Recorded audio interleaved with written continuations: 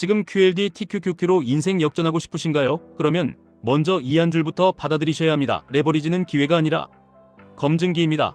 방법 없는 사람을 제일 빨리 걸러내는 기계입니다. 대부분은 돈이 없어서 못한다고 말합니다.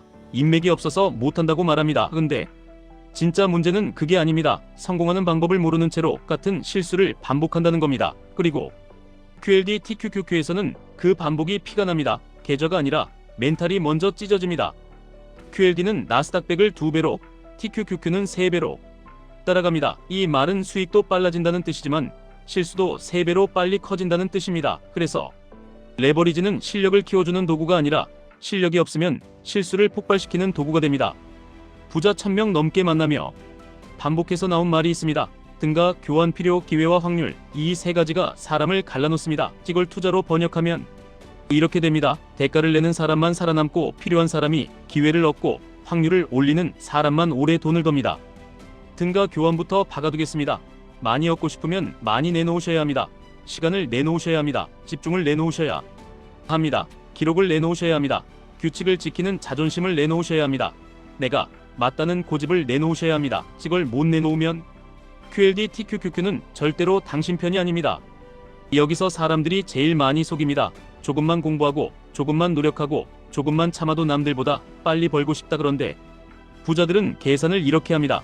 내가 한 톤짜리 결과를 원하면 한 톤짜리 대가를 낸다. 이게 단순하지만 무섭게 강합니다. 이 계산이 맞는 사람은 시간이 갈수록 빨라집니다.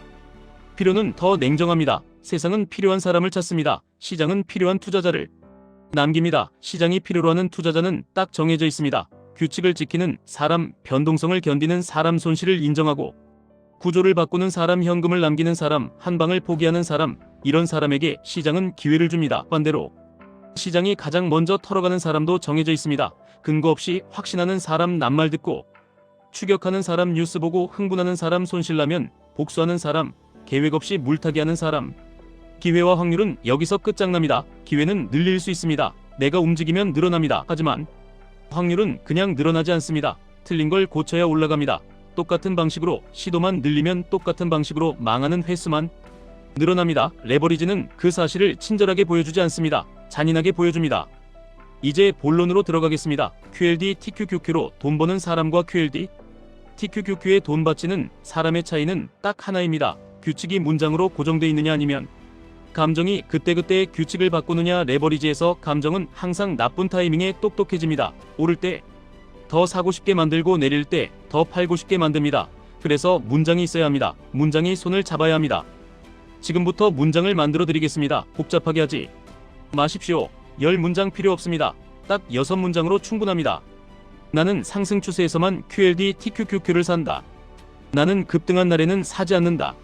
나는 조정 구간에서만 분할로 산다. 나는 현금을 탄약으로 남긴다. 나는 목표 구간에 오면 일부를 판다.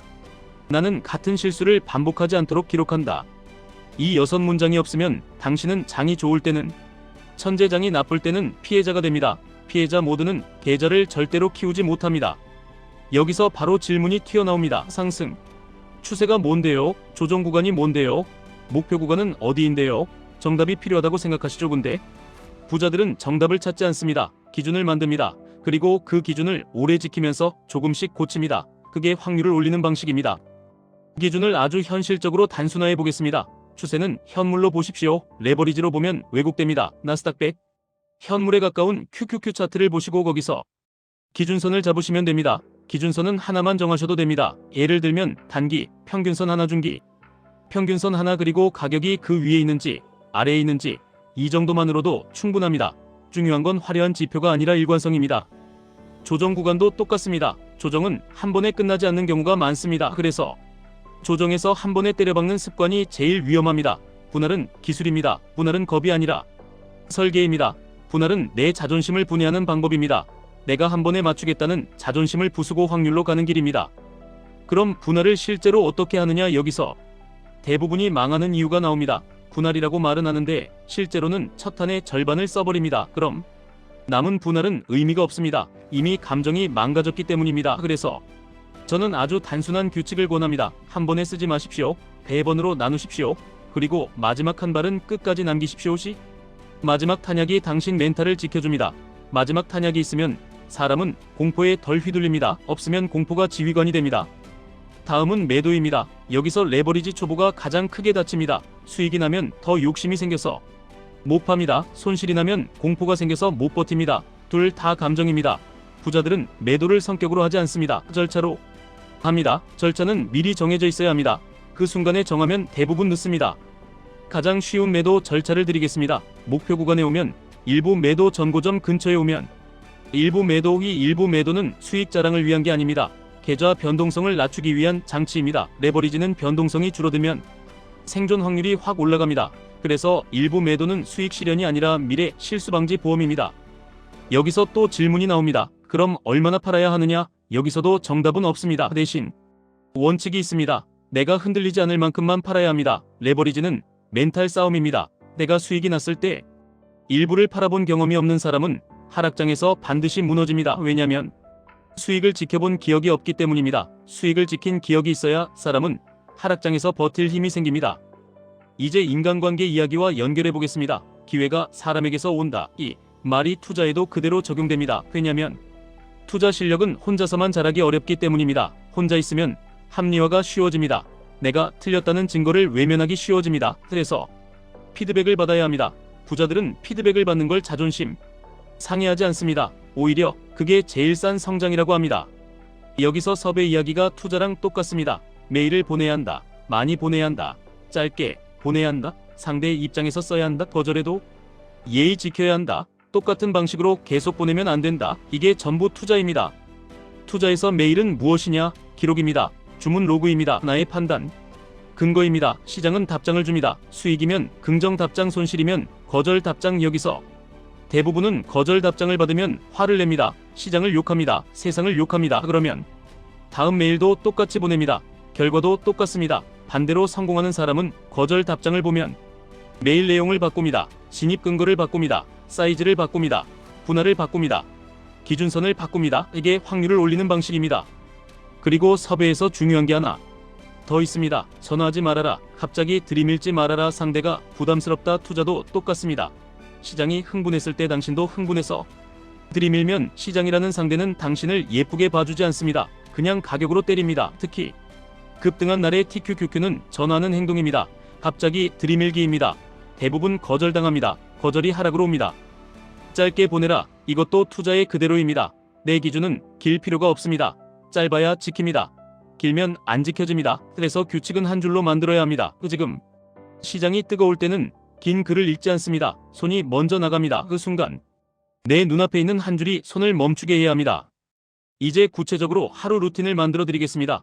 이 루틴이 없으면 레버리지는 취미가 아니라 도박이 됩니다.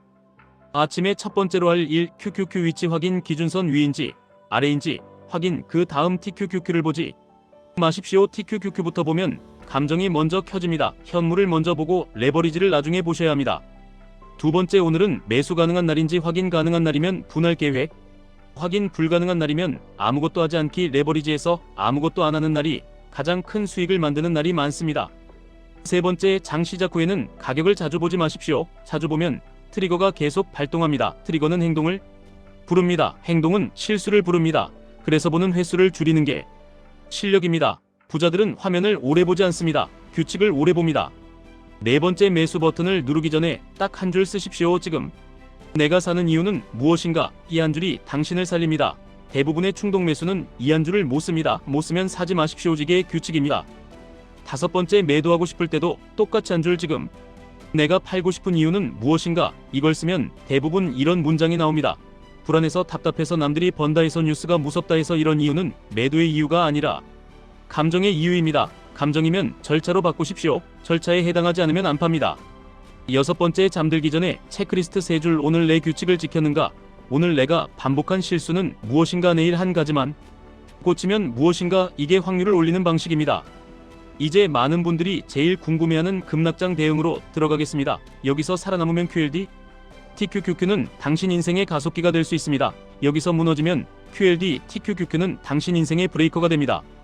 급락장이 오면 사람은 두 가지로 나뉩니다. 첫째는 공포로 도망, 둘째는 분노로 몰빵. 둘 다 망합니다. 살아남는 사람은 셋째입니다. 미리 정해둔 탄약으로 분할 끓이고 현금 유지. 그리고 기준선 회복까지 기다림 이게 전부입니다. 단순한데 어렵습니다. 그래서 문장이 필요합니다. 급락장에서 가장 위험한 행동은 이것입니다. 이번에만 제대로 물타면 된다. 이건 기술이 아닙니다. 기도입니다. 물타기는 조건이 있어야 합니다. 언제까지, 얼마나, 어떤 간격으로, 어떤 상황에서 멈출지 이게 문장으로 있어야 합니다. 문장이 없으면 물타기는 구조가 아니라 감정입니다. 감정 물타기는 보통 바닥에서 끝나지 않습니다. 계좌 바닥에서 끝납니다. 그래서 저는 급락장에 딱 두 가지 원칙을 권합니다.